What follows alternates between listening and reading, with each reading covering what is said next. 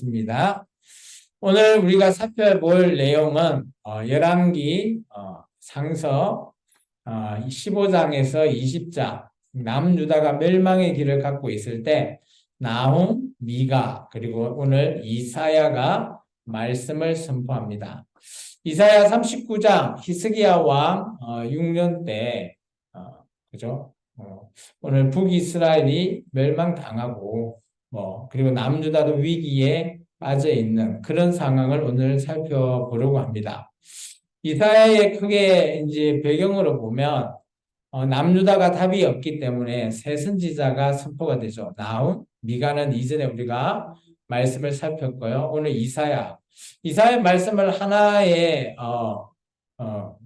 그로 해석해 보면 읽어보면 안 가르쳐서 망하고 망해야 새로 시작할 수 있다는 하나님의 뜻을 담고 있습니다. 그래서 남유다가 멸망당할 수밖에 없다라는 사실을 얘기하고 있죠. 메뉴에 있는 제목을 같이 한번 읽어볼까요? 시작. 심판과 구원하시는 하나님. 오늘 이사야서는 크게 1장에서부터 66장이 있는데요. 그 중에 1장에서 39장 그리고 40장부터 66장으로 두 개로 나눠집니다. 39장과 40장 사이는 시대적으로 봤을 때 시간이 한 150년, 200년 정도의 시간의 간격이 있습니다. 1장에서 39장은 남유다가 멸망하기 전에서부터 멸망한 이후에까지 포함이 되어 있고요. 히스기야 왕까지 있죠. 그리고 40장부터 66장은 바벨론 포로로 잡혀가고 그들이 포로 귀환하기 직전의 상황이기 때문에 이 이사야서를 전체로 펼치면 거의 한 200년 정도의 시간의 간격의 틈이 있어요. 그래서 우리가 보통 이사야를 1에서 39장의 이사야하고 40장에서 66장에 있는 이사야가 다른 이사야라고 보고 있습니다. 그래서 제1 이사야, 제2 이사야 이렇게도 불려지고요. 또 40장부터 66권에도 뒤에 가보면 또 그 부분도 또 조금 세분해서 제3 이사야까지 부르는 그런 학자들도 있습니다. 어떻게 됐든 간에 이 이사야서는 하나의 책으로 포함되어 있는데 크게는 두 개로 분류되어 있다라고 보시면 됩니다. 먼저 1장에서 39장의 내용을 한번 읽어볼까요? 같이 읽습니다. 스스로 아수르를 불러들여 침탈당할 때에 망해 가도록 내버려 두라 하시는 하나님이시다. 하나님의 심판이 임하시는 게 망해 가도록 내버려 둔다. 우리가 이걸 신학 용어로 유기라고 말하죠. 그리고 40장부터 44장 내용을 같이 읽어볼까요? 고레스가 바벨론을 멸망시키면 가나안 땅으로 돌아가 하나님의 나라를 다시 시작하자 하시는 하나님이시다. 이게 이제 고레스 칙령에 의해서 남유다 백성들이 다시 예루살렘으로 돌아가게 되는 그때쯤 예언했던 말씀입니다. 시대적 배경을 보면 이사야서는 크게 1에서 39장에 걸쳐있는 왕이 우시야, 요담, 아하스, 히스기야 시대 네 왕이 걸쳐있는 시대에 이사야 선지자가 사역을 합니다. 그게 1장에서부터 얘기 있는데 39장까지 내용이죠. 이 배경과 메시지를 좀 살펴보면 먼저 1장에서 39장은 크게 한 세 가지입니다. 아하스와 히스기야 왕 때 크게 아수르가 가나안 땅을 침략하죠. 그래서 북이스라엘이 멸망당합니다. 그것을 보고도 남유다가 그죠? 멸망당할 수밖에 없는 내버려 두라라고 말하고 계죠. 그 이유는 하나님께서 새로 시작하실 것이라는 거죠. 그래서 40장부터 66장까지는 시대가 완전히 다릅니다. 이때 남유다 때가 아니라 바벨론 포로기 때로 넘어가게 되고요. 그리고 고레스가 바벨론을 정복하기 직전, 고레스가 바벨론을 정복한 이후에 이들이 포로가 귀환이 되니까 그 직전에 아마 이 예언이 선포되었다라고 보시면 되고요. 이때는 어떤 메시지가 선언되는가 하면 백성을 깨워서 귀환 준비해라는 거죠. 이게 이런 거죠. 쉽게 말해서 집을 떠나서 어디 다른 곳에 파견 갔다가 이제 집에 돌아가야 되면 어떻게 해야 돼요? 열심히 깨워갖고 야 집에 돌아갈 준비해 라고 하는 거죠. 예, 크게 이제 두 가지를 말하고 있습니다. 상세하게 보면 1장부터 6장까지 내용은 크게 두 개가 키아전 구조로 비교 대조가 됩니다. 1장은 현실의 예루살렘, 암담합니다. 2장은 언젠가는 회복될 이스라엘을 가리키고요. 3장은 심판을 받을 수밖에 없는 예루살렘이라면 4장은 은혜를 입고 회복받는 예루살렘, 이렇게 비교 대조로 되죠. 그리고 5장은 이제 화 있을진저라고 해서 이제 모든 것들이 이제 멸망당하고 새로 시작하게 되는, 그리고 포도원의 노래가 포함되어 있고요. 그리고 이사야 선지자가 실제 소명을 받는, 사명을 받는 장은 6장입니다. 6장에서 이제 사명을 받게 되고요. 그리고 7장부터 39장까지는 현재와 그리고 언젠가는 있을 그날 하면서 두 개를 비교하고 있습니다. 그래서 이 현재는 남유다의 왕들이 등극하고요. 그날에는 언젠가는 있을 메시아가 등장할 그때를 얘기하고 있죠. 그래서 7장부터 39장의 내용, 그 중에서 36장에서 39장은 히스기야 왕과 이사야 선지자의 얘기가 그대로 포함되어 있어요. 성경은 세 곳이 이렇게 되어 있습니다. 열왕기 하스에 있고요. 그리고 이사야서에 있고요. 그리고 역대기 하스에 있습니다. 이 세 개가 보시면 조금 시점이 달라서 내용은 동일한데 쓰여져 있는 시점에 의해서 조금 다각도로 주고 조금의 변화, 뉘앙스는 좀 있다라고 보시면 되고요. 그리고 마지막 40장부터 66장은 이제 다시 포로가 귀환될 터인데 준비하라라고 하는 내용이에요. 그래서 고레스가 등장하게 되고 바벨론이 무너지게 되는 내용과, 그리고 48장부터 57장은 이게 새롭게 가게 될 그 예루살렘을 중건하는 내용, 그리고 58장에서 60장은 우상숭배에 이제 필요 없다는 거죠. 만들어진 신은 신이 아니다. 이렇게 깨닫게 되고, 그리고 참된 금식이 뭐냐라는 것을 얘기하고 있고요. 마지막 61장에서 66장까지는 선지자가 이제 돌아갈 길을 예비하고 새하늘 새 땅, 그것을 오늘 말하고 있습니다. 이사야 선지자는 크게 한 5가지 정도의 메시지가 선포가 됩니다. 그런데 이제 이 메시지에는 1장에서 66권에 해당되는 내용이 1장 안에 함축적으로 좀 포함되어 있습니다. 그 내용을 한번 보시면, 우리 이사야서 1장을 펴셨죠? 1장 2절의 말씀을 먼저 한번 읽어보겠습니다. 하늘이여 들으라, 땅이여 귀를 기울이라. 여호와께서 말씀하시기를 내가 자식을 양육하였거늘 그들이 나를 거역하였도다. 배반하는 거죠. 4절의 말씀 보면 슬프다 범죄한 나라요 허물진 백성이요 행악의 종자요 행위가 부패한 자식이로다. 그들이 여호와를 버리며 이스라엘의 거룩하신 일을 만홀히 여겨 멀리하고 물러갔도다. 만홀히 여긴다라는 게 버렸다, 배반한다라는 뜻을 가지고 있습니다. 그래서 이사야 메시지, 선지자의 메시지는 첫 번째 배반입니다.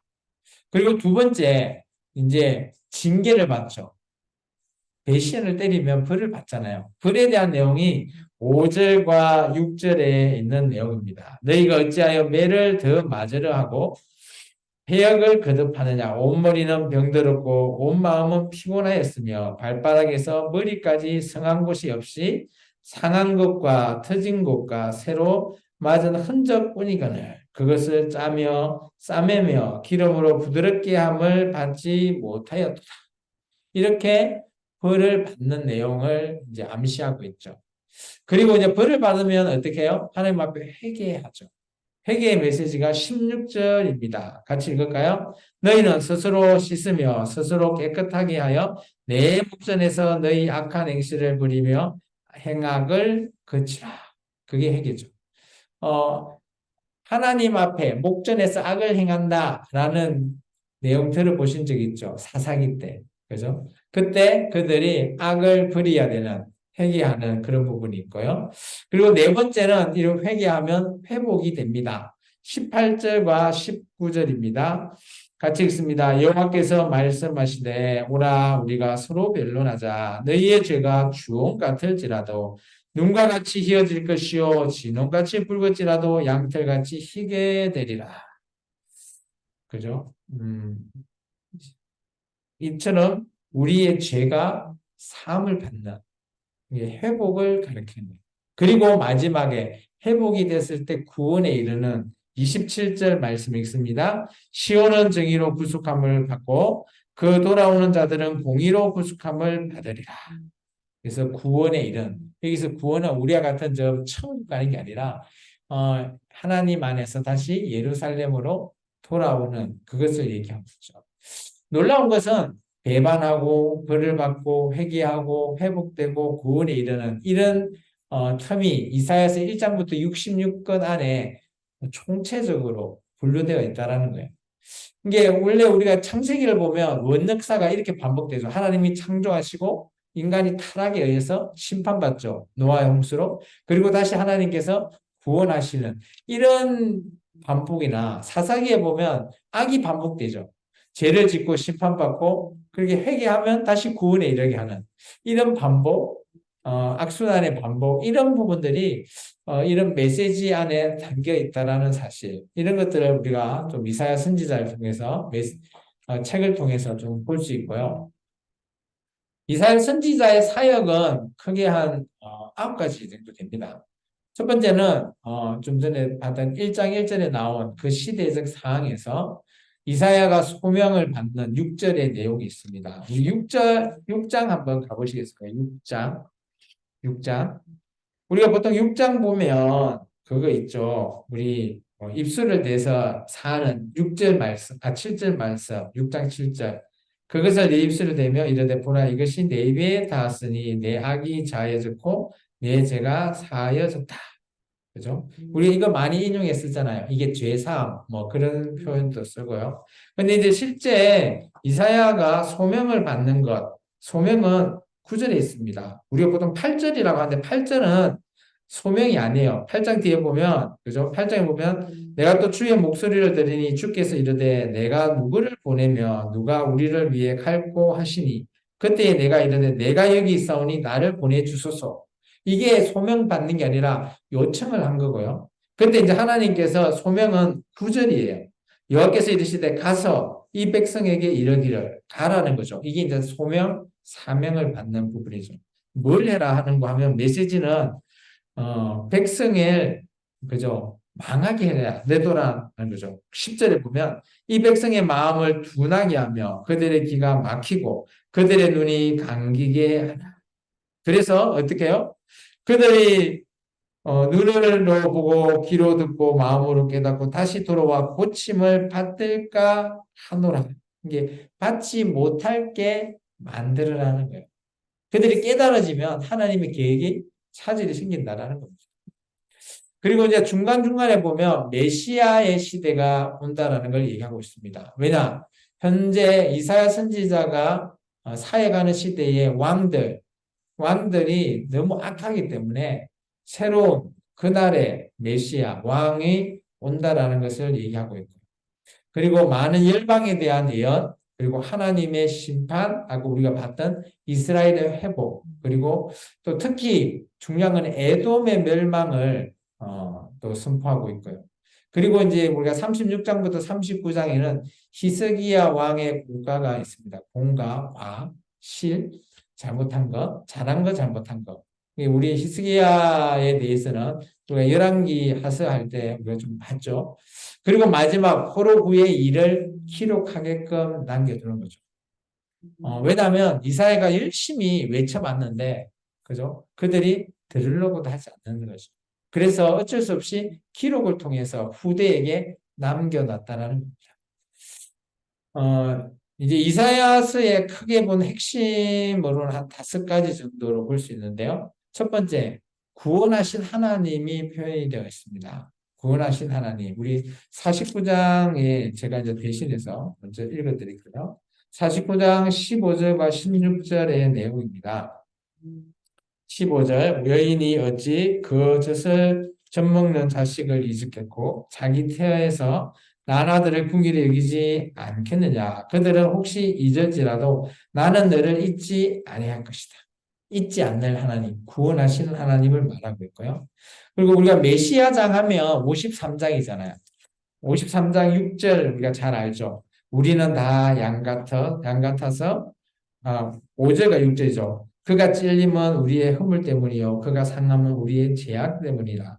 그가 징계를 받으므로 우리는 평화를 누리고 그가 채찍에 맞음으로 우리는 다 나음을 받았더라.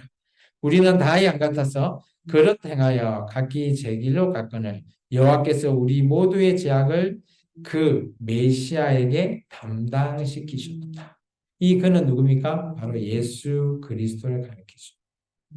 그리고 또 임마누엘 하나님이 함께 하신다라는데요. 우리가 이사야서 7장을 통해서 아스 왕 때 그죠? 아수르나 이런 위기가 있었을 때 하나님께서 함께 하신다라는 것을 얘기하죠. 우리 이게 7장 내용은 마태복음에도 인용이 되는 그런 내용이죠. 7장 14절에 보면 그러므로 주께서 친히 징조를 너에게 주실 것이라 보라 처녀가 잉태하여 아들을 낳을 것이요 그의 이름을 임마누엘이라 하리라. 그래서 메시아의 탄생부터 메시아 사역, 메시아가 고난받는 53장, 그리고 메시아가 재림하는 내용들이 이사야서에 그대로 담겨 있습니다. 이게 예수님의 모든 그런 역사들이 담겨 있다라고 보시면 돼요. 그리고 세 번째 중요한 핵심은 남은 자입니다. 렘넌트라 해서 남은 자라고 말합니다. 우리 이사야서 11장 16절을 한번 볼까요? 제가 읽어드리겠습니다. 그의 남아 있는 백성 곧 아수르에서 남은 자를 위하여 큰 길에 있게 하시되 이스라엘이 애굽 땅에서 나오는 것과 같이 하시니라. 이게 남은 자라고 해서 앞으로 이 이사야서 이후부터는 남은 자라는 표현이 계속해서 나옵니다. 이 남은 자가 어떤 자다? 살아남아서 하나님과 함께하는 자. 이게 그 살아남아서 있는 장소가 예루살렘이 아니라 하나님이 계시는 저 바벨론에 가 있는 그 자들을 남은 자라는 표현을 쓰고 있습니다. 로마서에서도 이런 표현을 쓰고 있고요. 그리고 이사야서에 보면 하나님의 나라에 대해서도 설명하고 있습니다. 32장 1절에서 2절에 보면 하나님의 나라를 이렇게 표현하고 있습니다. 제가 읽겠습니다. 보라, 장차 한 왕이 공의로 통치할 것이요 방백들이 정의로 다스릴 것이며 또 그 사람은 강풍을 피하는 곳, 폭우를 가리는 곳 같을 것이며 마른 땅에 냇물 같을 것이며 곤비한 땅에 큰 바위 그늘 같다. 그런 자가 그런 곳이 하나님의 나라라고 말하고 있어요. 그리고 나서 이제 우리가 언젠가는 가야 될 그곳 새하늘과 새 땅에 대해서 얘기하고 있죠. 이사야서하고 요한계시록의 새하늘 새 땅의 표현이 이렇게 조금 다르긴 한데 한번 보시면 65장 17절에 이렇게 되어 있습니다. 보라 내가 새하늘과 새 땅을 창조하나니 이전 것은 기억되거니와 마음에 생각나지 아니할 것이다.